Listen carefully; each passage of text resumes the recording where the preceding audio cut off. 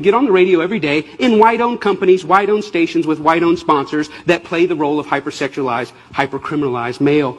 I ask these advertisers, I say, I've got hundreds of songs a day that celebrate killing animals. Will you put them on your station? They said, no. I got hundreds of songs a day that talk about assaulting women and abusing kids. Would you put them on your station? They said, no. I said, I got hundreds of songs a day that talk about murdering blacks. Would you put them on your stations? They said, well, that depends. Depends on what? Who it's done by and who it's branded for. Because if we can get black folks to sing about it, and we can brand it for our youngest black audiences, I think there's money to be made. I think there's American appetites to see these people that way.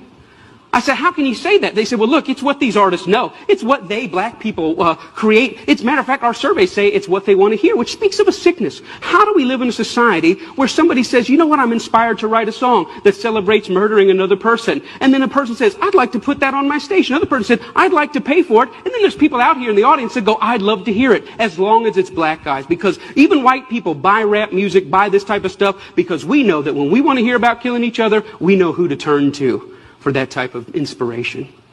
We call it our music. We say we own it. White people buy more rap than black people. Yeah, but we're very careful to turn it down at the stoplight when other black people are there. Why? Because we know we're just pretending. For them, it's more authentic and real.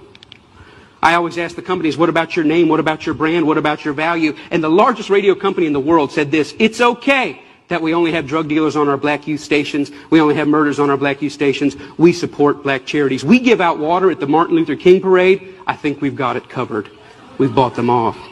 Now, people get upset, the smartest guys in the room again. You're talking about censorship. I don't believe that. I believe in free art. Make whatever you want. I believe you should make music about anti-Semitism. I believe you should make music about killing dogs. I believe in this country you should make music about bashing homosexuals and driving them behind trucks. I believe you should make music about stringing people up on trees. I believe you should make music about killing whitey. I believe you should make all that music. But I also believe that in the mainstream marketplace, people should hesitate associating their name with certain content. You know, there's certain stuff you can't buy at the store. Certain stuff you can't get on iTunes because their brand doesn't want it. But if you want to hear black people celebrating killing black people, they got thousands and thousands and thousands of those things to sell you. I don't think it's about censorship. I think it's about American cultural hypocrisy. Because here's the truth. These black entertainers, they can't sing just about anything. There's some stuff that'll get them fired, and they get dropped, and they get fired, and they get slapped on the wrist, and they get disciplined all the time. Why? Because sometimes they step over the bounds.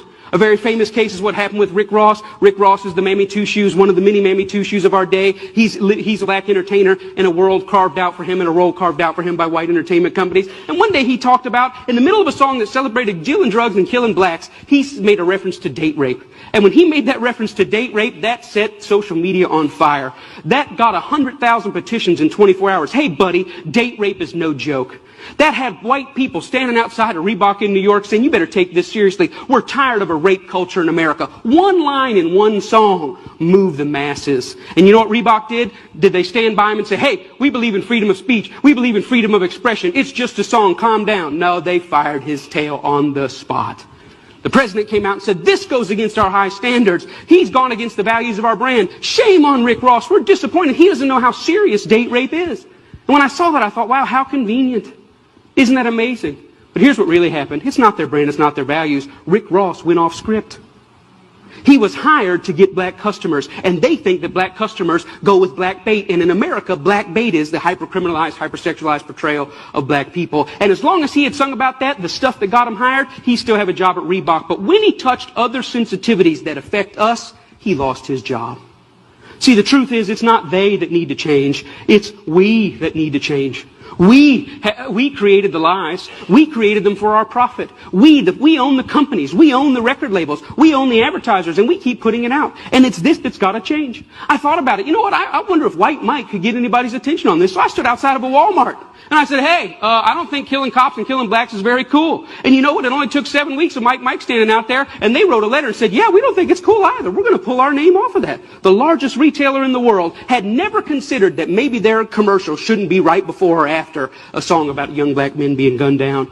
And I realized this, that black murder is normal, but it should not be. And I realized the importance at the coffee table, at every headline, every pastor's gathering, every family gathering to say, you know what, these black lives matter. It's not just another black kid. These are human beings. I'm doing my best in every way, shape, and form. Talks like this everywhere I can go to say, you know what, I was born in a world where black murder was normal. My kids were born into a world where black murder is normal, but I don't want to die in a world where black murder is normal. Am I 5 years or 10 years away? I don't know, but I'm screaming as high as I can. Let's feel this pain and let's lift our voice to tell the lies. They are not criminals, they are not deviants, and their lives are just as important as ours.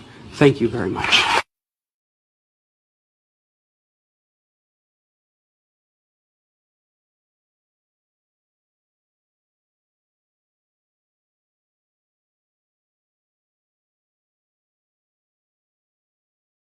Black people that get on the radio every day in white-owned companies, white-owned stations with white-owned sponsors that play the role of hypersexualized, hypercriminalized male.